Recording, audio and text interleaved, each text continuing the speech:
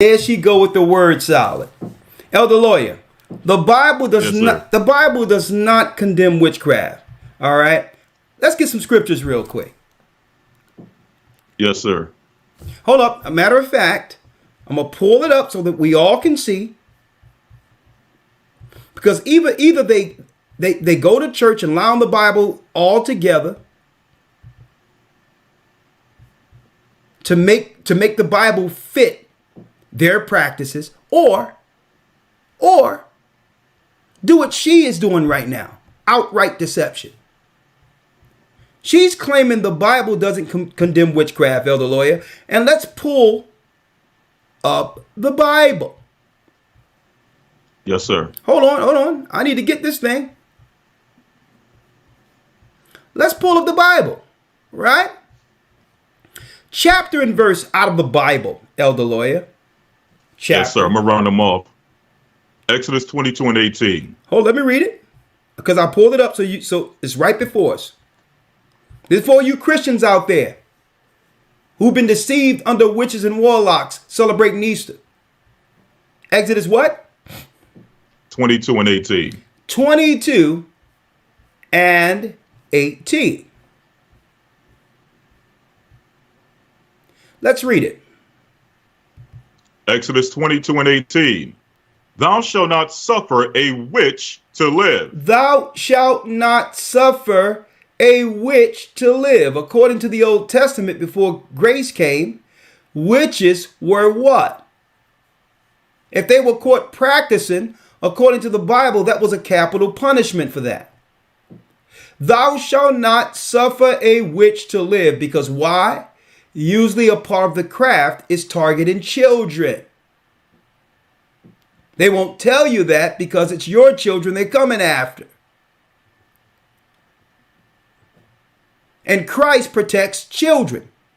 You notice no sooner as they said, let's do this and let's be more inclusive and all these other things, and started passing these laws and throwing all types of money towards the lifestyles of alternative lifestyles. It wasn't too long before they was talking about changing the curricula for children, grade school children, not toddlers, but early grade school children, to actually teach them that it's okay to choose other lifestyles or learn about sex and all these things. This is why Christ, the Bible in general, Christ is the word. It's stated in the Old Testament, thou shalt not suffer a witch to live, because it's not about practicing for self-healing like that woman was claiming.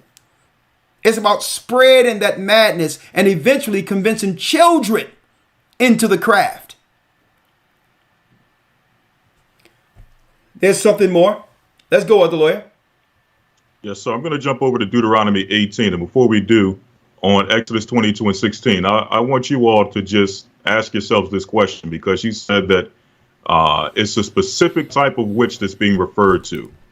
I'm going to read this again slowly, and I want you all to identify whether this is talking about a good witch or a bad witch. 18. Exodus 22 and 18. Thou shalt not suffer a witch to live. What kind of witch is this talking about? It's not talking about no good, no bad witch. It's witch in general. Exactly. The Bible makes no difference between a so-called good witch and a bad witch. Exactly. They're all bad according to the Bible. Now imagine if they put one of these witches as an authority in your public schools and they make her a principal. Why do you think our children are rebelling in school and they're acting out and going off? Okay. What do you think is going on in those schools, folks, in those public schools, when they're allowing people like Black Lives Matter and all these other people and incentivizing these people to become the authority and teachers and nurturers over children? And children are rebelling. There's a lot going on, folks, that we need to wake up and understand. And the reason why witches have infiltrated Christianity. And I'm showing you that witch in particular who's saying the Bible don't say nothing against witches. So she's seeking validation amongst Christian circles. And she probably had validation amongst them because Christians don't read the Bible. More, Elder Lawyer, Deuteronomy. Yes, sir. Deuteronomy 18. All right. I'm going to start at verse number 9. As Deep, you mentioned this. Usually when we go to Deuteronomy 18, we go to the prophecy pertaining to Christ. Now, before going into Christ, it actually points out and you mentioned earlier that the patriarch or the man that they are against is Christ. Now, before it actually goes into Christ, it's going to point out all of the different practices that would drive you away from Christ.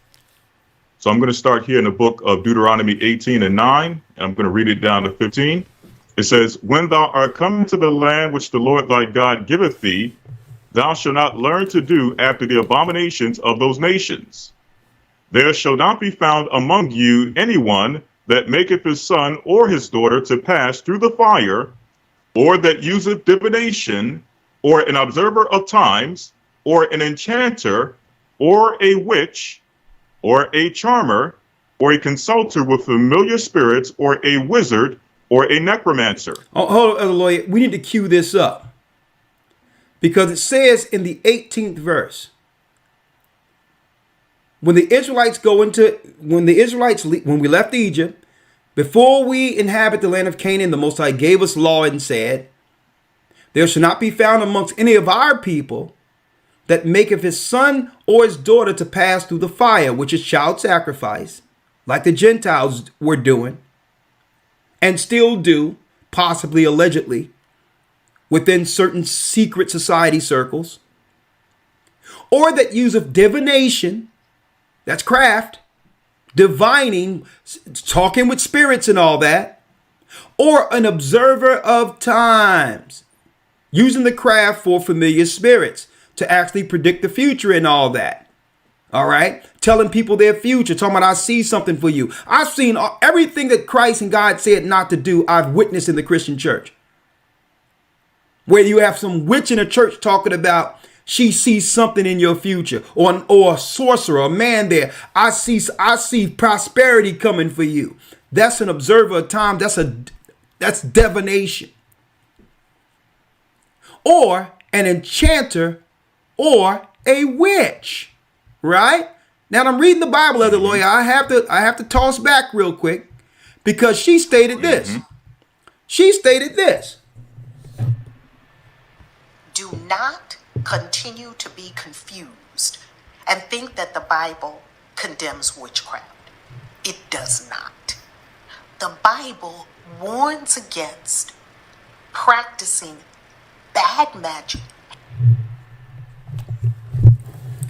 Liar.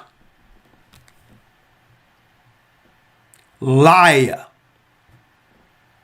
And these are the people who are in our community, destroying our community, and hence opening our people to what? To straight utter damnation. And this is how we're getting replaced. Y'all looking at the immigrants coming over and all that. You have to realize how this stuff works, folks. There's a spiritual genocide that has been going on amongst our people a long time that have led to a physical genocide. But it starts off spiritually. It starts spiritually first. They've empowered these nut jobs like here in our community to convince our people that witches are okay. Come on, Elder Lawyer. I just wanted to just highlight that nonsense to show you that what she's saying is outright lying against the Bible, so that she can justify herself, to justify her being a witch.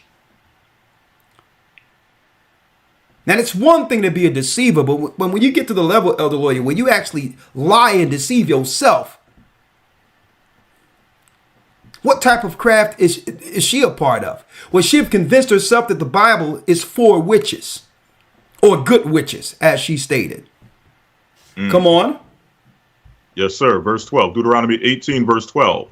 For all that do these things are an abomination unto the Lord. And because of the abominations, the Lord thy God doeth drive out them before thee.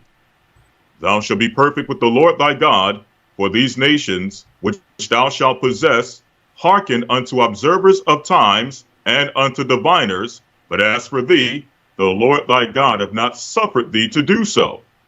Verse 15. The Lord thy God will raise up unto thee a prophet from the midst of thee. So the Most High says, don't hearken unto the observer of times. Don't hearken unto the witch. Don't hearken unto the necromancer. Hearken unto the prophet that I will raise up from among thee. It says here, of thy brethren, like unto me, unto him ye shall hearken. And that's Christ. Christ said, don't listen to none of them. Your witches, your warlocks, any of them. The Bible says that the Most High would raise up a prophet like Moses was, that was speaking of Christ, and only him should we follow or listen to. That's right. Now, the witches, warlocks, sorcerers, the politicians, the powerful at that time of Christ could not contend against his power, waited for his death, waited for us to lose Jerusalem, only to infiltrate and flood the churches with pagans under pagan authority so that they can infiltrate and convert us into their pagan satanic world. And this is where we are right now with Easter. Now, what I want for right now, 515-605-9327, is for a Christian to come in right now and justify Easter. Justify Sunday worship and justify Christmas. If you can justify any of those holy days out of the Bible right now, Christians, you have my word right now. If you can justify a witch doing anything that she have no business, if you can justify, just say if you are against witches, Christians, if you can justify Sunday worship out of the Bible, Easter out of the Bible, Christmas out of the Bible, you have my word right now. The gathering of Christ Church, starting with myself, we will shut down right now, and I'll come get baptized publicly in your church. Live on YouTube on A Gathering 144.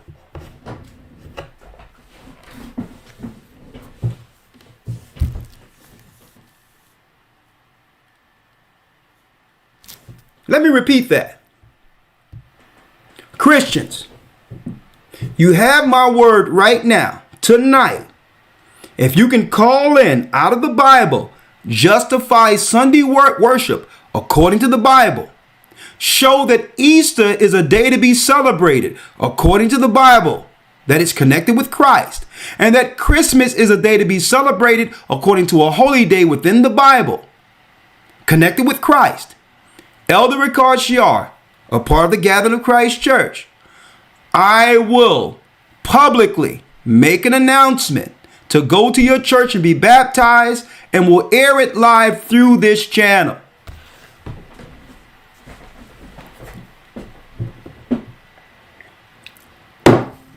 Elder Lawyer, you think they're gonna take me up on that? Elder Lawyer, you think they're gonna take apologetics? If you can call in and do that right now, if you're apologetic, the street apologetics, the curb apologetics, you know, the Israelite trolls, whoever you are, if you can call in with the Bible and justify Sunday worship according to Christ and the disciples in the Bible, Easter and or Christmas. A matter of fact, you don't have to do all three. Any of the three. If you can prove one of those things, we'll shut down. Me as Elder Ricard Shiar with the Bible will air live on A Gathering 144, me getting baptized in your church. Elder Lawyer, you think they're going to do it? We'll see. Hey, I'm open. Hey, I got books all over the place. I'm ready. But guess what? There's only one book we need.